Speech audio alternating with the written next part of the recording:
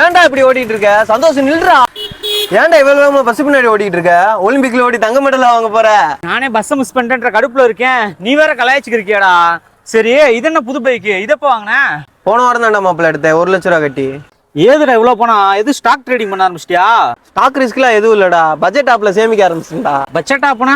மாப்பிள்ள, பட்ஜெட்ன்றது ஒரு சேவிங் ஆப்டா. இந்த ஆப்ல தினமும் 200 இருந்து 300 ரூபாய் சேமிக்கிறது மூலமா 3 மாசத்துல டவுன் பேமெண்ட் கட்டி புதுசா பைக்கே வாங்கிடலாம்டா. நீ மட்டும் இந்த ஆப்ல சேமிக்க ஆரம்பிச்சுன்னு வை, இந்த மாதிரி பஸ் பின்னாடி ஓடணும்னு அவசியமே இல்லடா. இன்னொரு முக்கியமான விஷயம், வால் நேகாவோட லாங் டிரைவே போலாம்டா. மாப்பிள்ள, அப்ப நானும் இனிமே பட்ஜெட் ஆப்ல சேமிக்க போறேன்டா.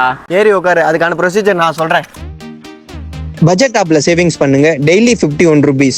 SBI and ICICI bank Surakshit ஃபண்ட்ல இருந்து பட்ஜெட் கொடுக்கும் உங்களோட FD ரிட்டர்ன்ஸ், எந்த ஒரு லாகின் இல்லாம. UPIல ஆட்டோ சேவிங்ஸ், அப்புறம் உங்க பணத்தை வித்ட்ரா பண்ணிக்கோங்க. ஸோ இன்னைக்கு பட்ஜெட் ஆப்பை டவுன்லோட் பண்ணுங்க. ஸ்டாக் ரிஸ்க் இல்லாம பட்ஜெட் ஆப் கூட சேவிங்ஸ் பண்ணுங்க.